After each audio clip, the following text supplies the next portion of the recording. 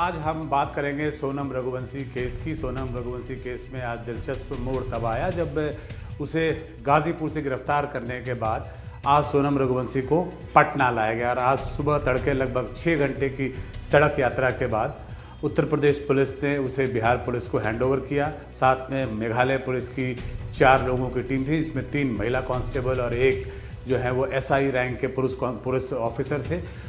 वो बिहार में आए और वहाँ से सीधे वो बक्सर होते हुए पटना आए। पटना के फुलवारी शरीफ थाने में सोनम रघुवंशी को रखा गया, कड़ी सुरक्षा के बीच रखा गया और उसके बाद आज 3:30 बजे सोनम रघुवंशी यहाँ से फ़्लाइट ले रही हैं कलकत्ता के लिए और कलकत्ता में 4 घंटे के स्टॉप ओवर के बाद उनकी कनेक्टिंग फ़्लाइट जो है वो गुवाहाटी के लिए है और गुवाहाटी से उतर के सीधे वो शिलोंग के लिए जाएंगी सड़क के मार्ग से, जो कि लगभग 3 घंटे का सफ़र है। यानी कि आज मध्य रात्रि के बाद सोनम रघुवंशी पहुंच जाएंगी शिलोंग में, जहां पर अभी वो ट्रांजिट रिमांड में है। 72 घंटे के ट्रांजिट रिमांड में है मेघालय पुलिस के पास और उसके बाद उन्हें पुलिस जो है पहले मेडिकल कराएगी। मेडिकल के बाद उन्हें कोर्ट में प्रोड्यूस किया जाएगा, जहां पर उनकी पुलिस रिमांड जो है वो मांगेगी, मेघालय पुलिस जो है वो मांगेगी। तो कुल मिला के पटना में आज माहौल जो है वो काफ़ी गर्म रहा, भागदौड़ का रहा। खासकर सुबह जैसे ही ये खबर पहुंची कि सोनम रघुवंशी जो है वो पटना आ रही हैं, उसी समय से यहाँ आज काफ़ी भगदड़ की स्थिति रही। तो इसी पे जो पूरा घटनाक्रम जो है, जो कि इंदौर से शुरू हुआ था, मेघालय में जाके ख़त्म हो रहा था, वो बीच में आज पटना में भी इसने काफ़ी हलचल मचा दी। तो आज इसी पर बातचीत करने के लिए हमारे साथ हमारे संवाददाता शिवम हैं और साथ में मुकेश सिंह सेंगर हैं, जो कि शिलोंग से हमारे साथ जुड़ रहे हैं। तो पहले शिवम आप बताइए, ये जो पटना में आज पूरी जो घटना हुई है वो पूरा घटनाक्रम क्या क्या हुआ है और किस तरह की हलचल रही, और पटना पुलिस ने भरपूर कोशिश ये की कि आज जो मीडिया है वो सोनम रघुवंशी से दूर ही रहे, उसके पास ना जा पाए। जी प्रभाकर, मैं आपको बता दूं कि सुबह सवेरे ही सोनम रघुवंशी को पटना लाया गया और पटना के फुलवारी शरीफ थाने में लगभग 4 से 5 घंटे उसे रखा गया और लगभग 12 बजे दोपहर में उसे पटना एयरपोर्ट लाया गया। और इस वक्त हम पटना एयरपोर्ट पे ही मौजूद हैं और ये इसी पटना एयरपोर्ट के वीआईपी लॉन्ज में सोनम रघुवंशी अभी मौजूद है। और जो जानकारी मिल रही है कि 3:55 की कोलकाता की इंडिगो की फ़्लाइट है, उसी फ्लाइट से सोनम रघुवंशी को कोलकाता लेकर जाया जाएगा और रात के 9:20 में फिर कोलकाता से गुवाहाटी की फ़्लाइट है, उसी फ्लाइट से सोनम रघुवंशी को गुवाहाटी लेकर जाया जाएगा और वहां से बाई रोड जो है फिर शिलोंग लेकर जाया जाएगा। लगभग 3 घंटे के रास्ते का सफ़र तय करके सोनम जो है वो शिलोंग पहुंचेगी। तो ऐसे में अभी वीआईपी लॉन्ज में उसे रखा गया है, उनके साथ जो मेघालय की पुलिस है वो भी मौजूद है और जो पटना पुलिस के भी तमाम आला अधिकारी हैं वो भी पटना एयरपोर्ट पर मौजूद हैं। और 3:55 की फ़्लाइट है जो कोलकाता की इंडिगो की, उसी फ़्लाइट से उसे कोलकाता लेकर जाया जाएगा और देर रात 9:20 पर फिर कोलकाता से गुवाहाटी की फ़्लाइट है और सोनम को कोलकाता से गुवाहाटी लेकर जाया जाएगा और जिसके बाद सड़क मार्ग से उसे शिलोंग लेकर जाया जाएगा। जी जी जी जी जी शिवम, जी शिवम, ये मुकेश, मैं आपसे जानना चाह रहा था, बड़ा ही दिलचस्प नाम हमने सुना। अभी ऑपरेशन सिंदूर की चर्चा हम लोग कर ही रहे थे और किसी के जबान से उतरा नहीं था, तब तक ऑपरेशन हनीमून जो है उसकी आपने चर्चा कर दी। इस पूरे ऑपरेशन का नाम जो शिलोंग पुलिस, जो मेघालय पुलिस ने दिया था, उसे ऑपरेशन हनीमून कहा गया था। इस ऑपरेशन हनीमून के क्या डिटेल्स आप बताइए, आपके पास एक्सक्लूसिव जानकारियां हैं कुछ मुकेश? देखिए, बिल्कुल, चूँकि ये जो कपल था ये हनीमून मनाने आया था और उसी दौरान जो है राजा रघुवंशी की हत्या हुई, तो पुलिस ने केस को वर्कआउट करने के लिए इस पूरे ऑपरेशन का नाम ऑपरेशन हनीमून रखा और उसी के तहत पूरी कार्रवाई की। इस कार्रवाई के दौरान करीब 120 पुलिसकर्मियों की टीम थी जो लगातार दिन रात काम कर रही थी। पुलिस के मुताबिक हत्या के बाद उन्हें पहला क्लू तब मिला जब हत्या के बाद जो राजा रघुवंशी हैं उनके इंस्टाग्राम अकाउंट से एक पोस्ट आया जिसमें लिखा था कि 7 जन्मों का साथ है। पुलिस को शक वहां से हुआ कि आखिर हत्या के बाद राजा रघुवंशी का जो इंस्टाग्राम अकाउंट है वो कौन चला रहा है। इसके अलावा 42 सीसीटीवी कैमरों के फुटेज मिले हैं और इनमें से कुछ फुटेज ऐसे हैं जिनमें सोनम तीनों हत्यारों से मिलती हुई नजर आ रही है। पुलिस के मुताबिक तीनों हत्यारे 21 मई को सोनम के पीछे पीछे जो है गुवाहाटी पहुंचे और गुवाहाटी से शिलोंग पहुंचे और ये तीनों लोग जो है सोनम के आसपास ही एक होटल में रुके हुए थे। जहां पर हत्या हुई, हत्या वाली जगह से करीब 11 किलोमीटर पहले सोनम तीनों हत्यारों से मिली। उसके बाद फिर से ये तीनों हत्यारे वहां पर पहुंचे जहां पर राजा रघुवंशी की हत्या करनी थी। जैसे ही सोनम को लगा कि अब ये सही समय है, सोनम ने ही कहा कि राजा को हिट करो। इसके बाद हत्यारों ने राजा को एक खुकरी से हिट किया जिससे मौके पर ही उसकी मौत हो गई। इसके बाद सोनम फिर हत्या के मौका वारदात से करीब 11 किलोमीटर दूर फिर से तीनों हत्यारों से मिली और उसके बाद सभी एक साथ में गुवाहाटी आए और यहाँ से ट्रेन से सोनम 23 मई को इंदौर के लिए निकली। 25 मई को वो इंदौर पहुंची और इंदौर में अपने प्रेमी राज कुशवाहा से मिली। राज कुशवाहा ने उसको उसी दिन एक किराए के कमरे में रखा और अगले दिन एक ड्राइवर के साथ में उसको उत्तर प्रदेश भेज दिया। पुलिस के मुताबिक सोनम को ये लग रहा था कि पुलिस उसके पीछे आ सकती है, इसीलिए वो लगातार अपनी लोकेशन जो है वो चेंज कर रही थी। पुलिस के मुताबिक इस पूरी जांच के दौरान जो टूरिस्ट गाइड था जिसका स्टेटमेंट लिया गया, सीसीटीवी कैमरों का फुटेज है, मोबाइल के कॉल रिकॉर्ड्स हैं, जो मैसेज एक्सचेंज हुए हैं, उनसे काफ़ी अहम जानकारियां मिली और उसी जानकारी के बाद ऑपरेशन हनीमून के तहत जी मुकेश ये तो हुई एक साथ जी मुकेश ये तो आपने जानकारी दी इस पूरे घटनाक्रम की और सिलसिलेवार एक्सक्लूसिव जानकारी जो आप एनडीटीवी के दर्शकों को लगातार दे रहे हैं। लेकिन ये जो 4 और लोग जो अरेस्ट हुए हैं, सोनम तो शिलोंग के रास्ते में है, अभी पटना एयरपोर्ट पे बैठी हैं। ये जो बाकी 4 और आरोपी हैं, चाहे वो राजा हों या 3 जो किराए के जो हत्यारे थे, उनका क्या हो रहा है, उन्हें लाने की क्या प्रक्रिया चल रही है और वहाँ आने के बाद जो है वो पुलिस की क्या तैयारी है इंट्रोगेशन के लिए? देखिए, 4 में से जो 3 आरोपी हैं उनका तो 7 दिन का ट्रांजिट रिमांड हो गया था, लेकिन एक आरोपी का अभी ट्रांजिट रिमांड नहीं हो पाया है।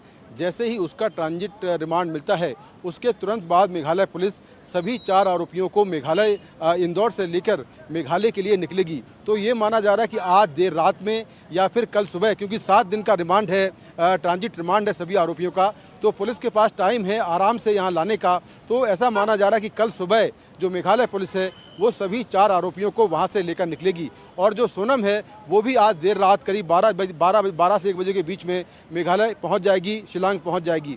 इसके बाद कल सोनम की कोर्ट में पेशी होगी और पुलिस के पास जो अभी एविडेंस हैं उनके बेसिस पर पुलिस सोनम का रिमांड लेने की कोशिश करेगी। अगर सोनम का पुलिस रिमांड मिलता है तो रिमांड के दौरान फिर पुलिस सोनम से पूछताछ करेगी और पूरे घटना में जो भी कड़ियाँ इसमें रह गई हैं, जो लूप होल्स रह गए हैं, उन सभी के बारे में जांच होगी, पूछताछ होगी। इसके साथ में जो बाकी 4 आरोपी हैं उनको भी यहाँ पर लाया जाएगा और उनको सोनम के सामने बिठाकर उनसे पूछताछ होगी, उनको कन्फ्रंट कराया जाएगा, जिससे कि सभी के डिटेल इन्वेस्टिगेशन, डिटेल जो स्टेटमेंट हैं वो रिकॉर्ड हो पाएँ और पूरे केस में जो कड़ियाँ हैं वो सारी कड़ियाँ जुड़ पाएँ। जी जी जी जी, बहुत बहुत धन्यवाद। तो ये थे मुकेश सिंह सिंगर, हमारे संवाददाता शिलोंग से, जो एक्सक्लूसिव जानकारी दे रहे थे इस पूरे केस के बारे में और इसमें आगे क्या इन्वेस्टिगेशन है उसके बारे में। और शिवम कुमार जो कि लगातार सोनम रघुवंशी जब से पटना आई हैं तब से उनको ट्रैक कर रहे हैं। तो कुल मिला के ये मामला जो है ये अब शिलोंग जा पहुँचा है, जिसमें कि जो भी 5 आरोपी हैं, 5 आरोपी शिलोंग लाए जा रहे हैं और उसके बाद उनका इंट्रोगेशन शुरू होगा और जो असली तहकीकात है मेघालय पुलिस के द्वारा वो इसके बाद शुरुआत की जाएगी। इस तहकीकात में ये तहकीकात जो है वो शुरू होगी। तो बिहार से आज इतना ही और बाकी की खबरों के लिए हम चलते हैं लखनऊ पंकज झा के पास। किस्सा कुर्सी का और मामला वोट का, इसीलिए सुहेलदेव राजभर की विरासत को लेकर बीजेपी और समाजवादी पार्टी में जबरदस्त होड़ मची। देखिए ना, क्या यह संयोग है या प्रयोग ही कह लीजिए कि महाराजा सुहेलदेव राजभर की मूर्ति, जिसका शिलान्यास खुद प्रधानमंत्री नरेंद्र मोदी ने आज से 4 साल पहले किया था, आज उसका उद्घाटन बहराइच में सीएम योगी आदित्यनाथ ने किया। और आज ही के दिन कमाल की बात यह है कि अखिलेश यादव ने भी सोशल मीडिया में एक पोस्ट किया और कहा कि जब उनकी सरकार बनेगी तो वो भी सुहेलदेव राजभर की मूर्ति जो है लखनऊ में गोमती रिवर फ्रंट के पास एक बड़ी, सबसे बड़ी मूर्ति लगाएंगे। पूरा मामला इस तरीके से हो रहा है कि गाजी सालार मसूद बनाम सुहेलदेव राजभर। सुहेलदेव राजभर पहले पासी बिरादरी के महापुरुष बनाए गए फिर उसके बाद राजभर ने उन्हें अपना महापुरुष माना और अब उन्हें राष्ट्र रक्षक, हिंदुत्व के नए प्रतीक के तौर पर बीजेपी ने सामने पेश किया है। इसी बहाने हिंदू बनाम मुसलमान और हिंदुत्व, हिंदू धर्म के हिंदू वोटरों को एकजुट करने की कोशिश है बीजेपी और उसके सहयोगी दलों की। और इसीलिए क्योंकि यूपी में करीब 4% राजभर वोटर है, पूर्वांचल में 12 से 22% माने जाते हैं राजभर वोटर। करीब 4 दर्जन सीटों पर, विधानसभा सीटों पर इनका दबदबा है। ये हार और जीत तय करते हैं। 2017 में ओम प्रकाश राजभर की पार्टी सुहेलदेव समाज पार्टी का बीजेपी के साथ गठबंधन था और बीजेपी को इसका फायदा भी हुआ। वो 300 से अधिक सीटों से उसने सरकार बनाई, लेकिन उसके कुछ दिनों बाद राजभर का मोह भंग हो गया बीजेपी से और वो 2022 के विधानसभा चुनाव में समाजवादी पार्टी के साथ चले गए।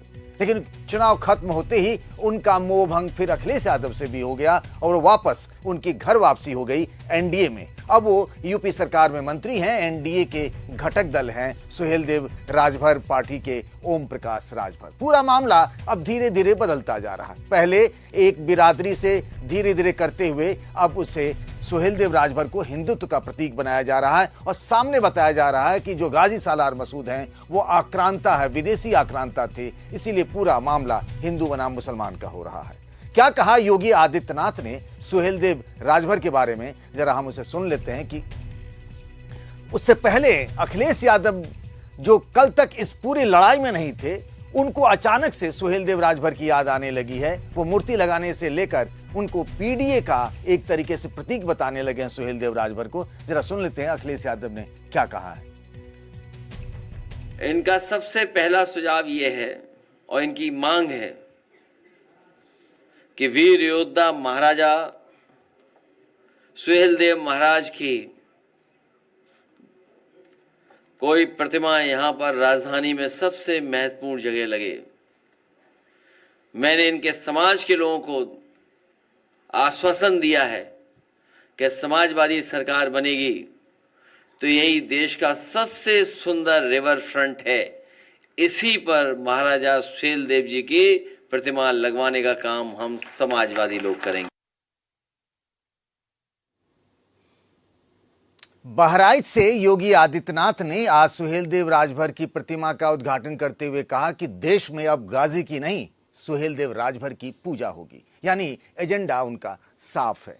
ओम प्रकाश राजभर के साथ काफी समय तक अखिलेश यादव साथ रहे। जब समाजवादी पार्टी की सरकार रही तो सुहेलदेव राजभर की मूर्ति नहीं लगी, लेकिन अब अखिलेश यादव ये बात कह रहे हैं और यही आरोप लगाते हैं ओम प्रकाश राजभर। और अब तो वो गाजी को पाजी भी कहने लगे हैं। हमारे सहयोगी रणवीर ने बात की। क्या कहा ओम प्रकाश राजभर ने, जरा सुनते हैं।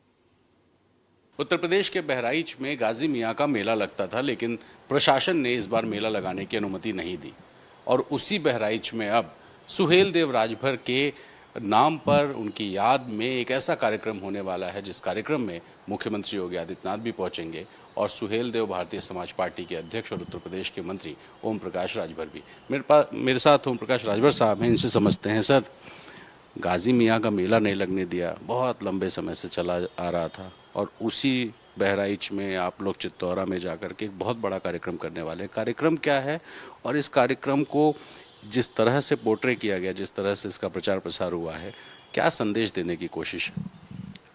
देखिए, जो देश को लूटने के लिए आया, देश के मठ मंदिरों की संपत्ति को लूटा, देश को गुलाम बनाने की, तो अब जो देश को लूटने आया, देश को गुलाम बनाने आया, देश की संपत्ति लूट रहा हो, ऐसे व्यक्ति की महिमा मंडित करने का काम आज़ादी के बाद जो सरकारें बनी, उन सरकारों ने वोट की राजनीति के खातिर ऐसे जो देश की रक्षा के लिए लड़ाई लड़ा, जो देश की संपत्ति को बचाया, जो देश को गुलाम होने से बचाया, ऐसे राजभर महाराजा सुहेलदेव जी के इतिहास को दबा करके रखा। इस बार जो जरा क्रोनोलॉजी को भी समझ लीजिए। करीब 2 साल बाद यूपी में विधानसभा के चुनाव होने हैं। आज जब सुहेलदेव राजभर की मूर्ति का उद्घाटन हुआ, उससे पहले ही बीते कुछ महीनों में यूपी के अलग अलग शहरों में गाजी सालार मसूद के नाम पर लगने वाले मेले को किसी न किसी वजह से रोक दिया गया, उस पर बैन लगा दी गई और धीरे धीरे अब माहौल बनाने की तैयारी है। खुद सुनिए यूपी के मुख्यमंत्री योगी आदित्यनाथ ने क्या कहा। आज ही की तिथि है 10 जून 1934। 10 जून 1934 और 10 जून 1934 की तिथि पर जब महाराजा सुहेलदेव ने एक विदेशी आक्रांता जो गजनी से चला था भारत को लूटने के लिए, अपनी लगभग 3 लाख की सेना को लेकर, लेकिन उस विदेशी आक्रांता को, उस बर्बर आक्रांता को रोकने की युक्ति महाराज सुहेलदेव ने अपनी कूटनीति के नाते उन्होंने बड़ी प्रखरता के साथ मथुरा से लेकर के बहराइच तक पग पग पर उसके लिए इतनी बाधाएं खड़ी की कि यहां पहुंचते पहुंचते उस दुर्दांत आक्रांता की आधी सेना समाप्त हो चुकी थी। बीजेपी ने महारत हासिल कर ली है महापुरुषों को अपना बनाने की, तो क्या इसी सिलसिले की या इसी कड़ी में नया नाम सुहेलदेव राजभर का भी हो सकता है क्या? अब बात करते हैं हम बद्री नारायण जी से, जो राजनीतिक और सामाजिक मामलों के जानकार हैं। बद्री जी, हम ये जानना चाहते हैं कि धीरे धीरे करके सुहेलदेव राजभर को जो ये अपना बनाने की कोशिश है बीजेपी और उसके सहयोगी दलों की, कितना फायदा मिल सकता है वोट के आधार पर देखें तो? देखिए पंकज जी, सुहेलदेव बहुत ही इम्पोर्टेंट नायक के रूप में उभरे हैं और उनके दो अर्थ, एक तो उससे जो राजभर समुदाय, पासी समुदाय और कुछ और समुदाय जो उनसे अपने को जोड़ते हैं। आपको पता है कि गजेटियर में उनके 17 किस्म की उनकी उसकी चर्चाएं है, तो बहुत सारे समुदाय उनसे जोड़ते हैं, तो वो अपने को खुश फील करेंगे, उनको अच्छा लगेगा। राजभर समुदाय तो लीड ही करेंगे उस पूरे स्ट्रगल को। और दूसरा यह है कि वो हिंदुत्व के एक आइकॉन के रूप में इमर्ज करें, तो उससे जो हिंदू जो नायकत्व की जो अवधारणा है उसमें भी मजबूती आएगी। और जो एक डिस्कोर्स बीजेपी खास करके योगी आदित्यनाथ के नेतृत्व में बहुत एग्रेसिवली आगे बढ़ रही है, वो है एक हिंदुत्व एकता की बात। और उस हिंदुत्व एकता में सुहेलदेव जो मार्जिनल कम्युनिटी की एकता को लेते हुए हिंदुत्व की एकता से जोड़ने की, जो यानी एक हिंदुत्व जिसको कहते हैं सबॉल्टर्न हिंदुत्व, जिसको कहते हैं सबॉल्टर्न हिंदुत्व कहते हैं, यानी हिंदुत्व सब में और हिंदुत्व सबके लिए, चाहे मार्जिनल हो, चाहे भर हो, चाहे पासी हो, चाहे बहुत सारे समुदाय हैं जो सुहेलदेव से अपनी को जोड़ते हैं। राजभर आजकल बद्री जी, एक चीज ये था कि बद्री जी, एक बीते लोकसभा चुनाव में जिस तरीके से समाजवादी पार्टी और कांग्रेस के गठबंधन ने पीडीए के फॉर्मूले से बीजेपी को एक बहुत बड़ा नुकसान पहुंचा, आपको क्या लगता है कि वो नैरेटिव बदल सकता है सुहेलदेव राजभर के नाम पर? बिल्कुल बदल सकता है पंकज जी। मुझे लगता है कि एक बड़ा पाथ ब्रेकिंग होगा अगर ठीक से इसको, और ये देखिए आज का नहीं है, ये 2002 से सुहेलदेव के जो नायकत्व है उस पर काम हो रहा है। बहुत सारे समूह उस पर काम करते रहे हैं, राजनीतिक समूह भी,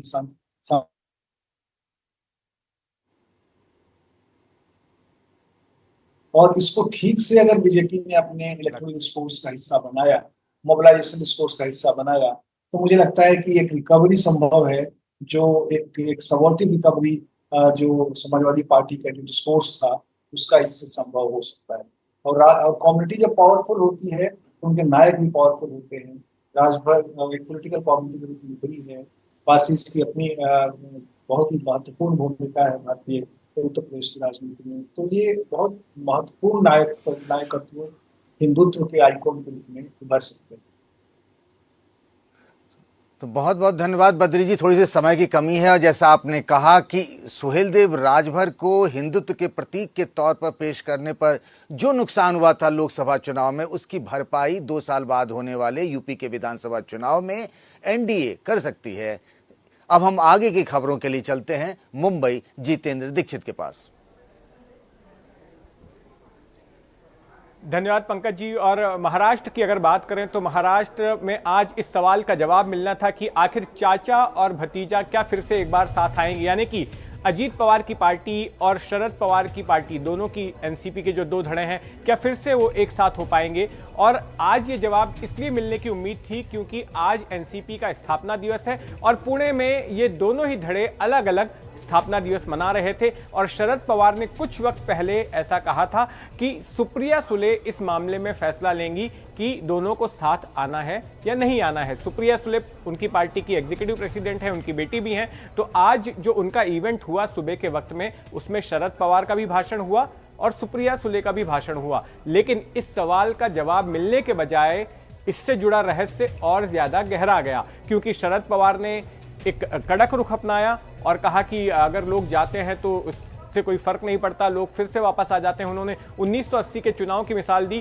कि मैं सत्ता में था फिर भी जो है बगावत हुई और सिर्फ मेरे पास 6 विधायक रह गए, लेकिन उसके बाद जो चुनाव हुए तो मेरे पास 72 विधायक आ गए।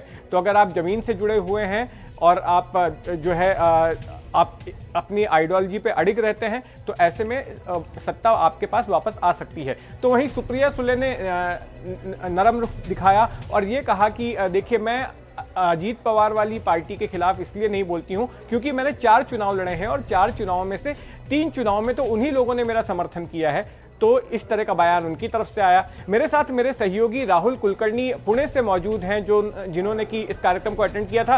राहुल, सवाल मिलने की उम्मीद थी लेकिन मुझे लगता है ये रहस्य तो और गहरा गया है और हमें कुछ और इंतजार करना पड़ेगा ये जानने के लिए कि क्या चाचा भतीजा एक साथ हो रहे हैं या नहीं।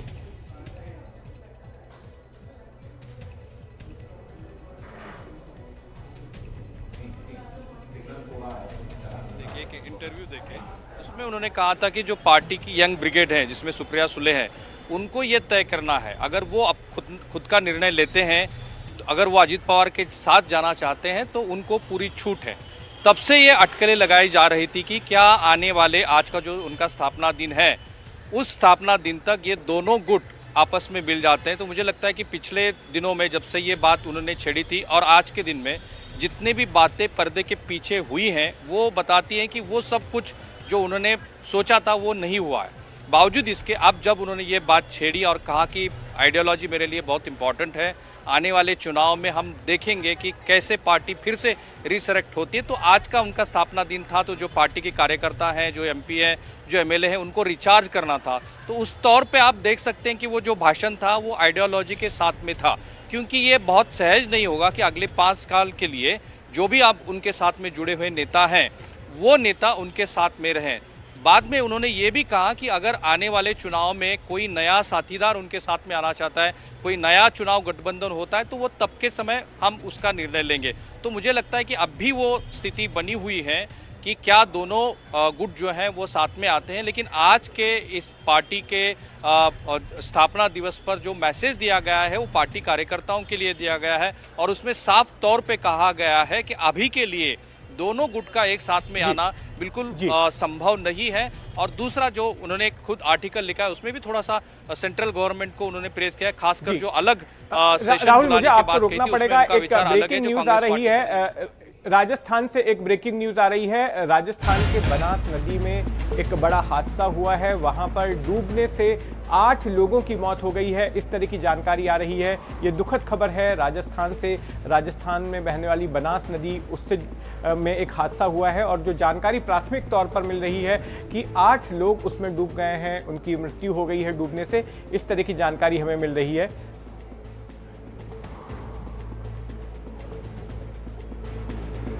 हमारे साथ मेरे सहयोगी प्रशांत पारिक मौजूद हैं और ज्यादा जानकारी के साथ। प्रशांत, क्या जानकारी है आपके पास, किस तरह से यह हादसा हुआ?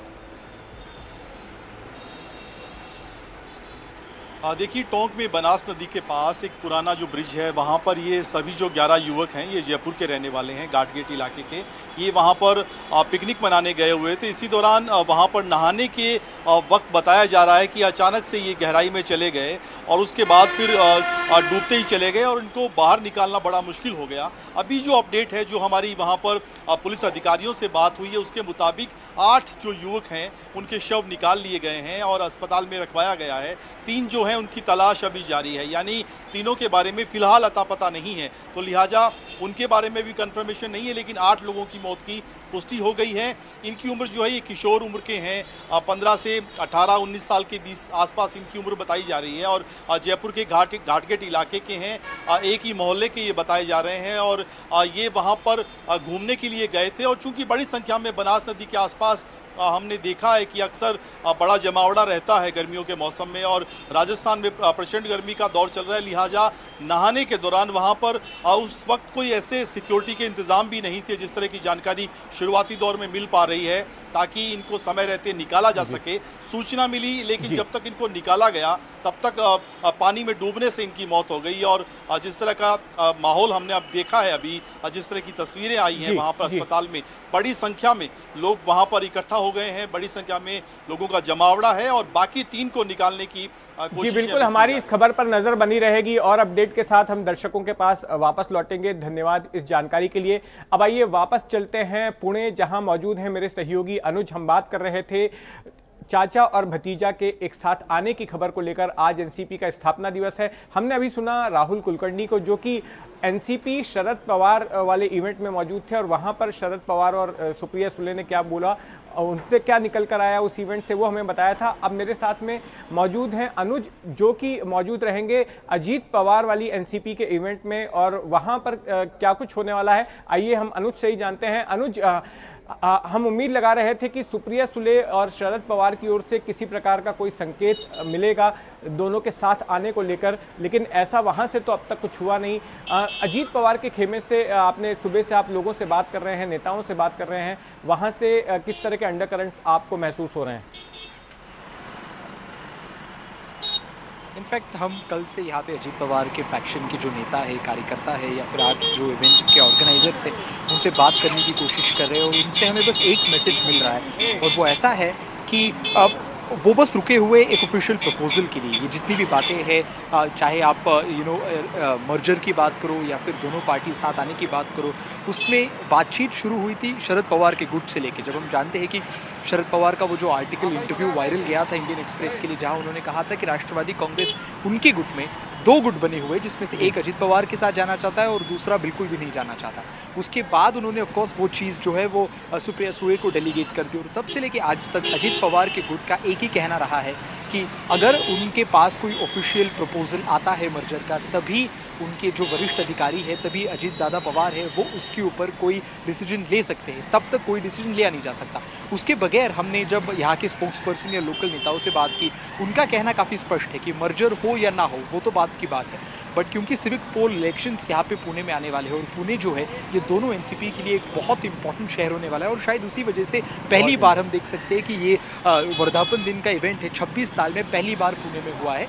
और उसी को लेके उन्होंने कहा था कि मर्जर हो या ना हो, बट अगले सामने वाली पार्टी का बिना नाम लिए उन्होंने कहा कि बहुत सारे नेता, बहुत सारे कार्यकर्ता और इवन वरिष्ठ नेतागण अजीत दादा के संपर्क में है और वो पार्टी में आना चाहते हैं।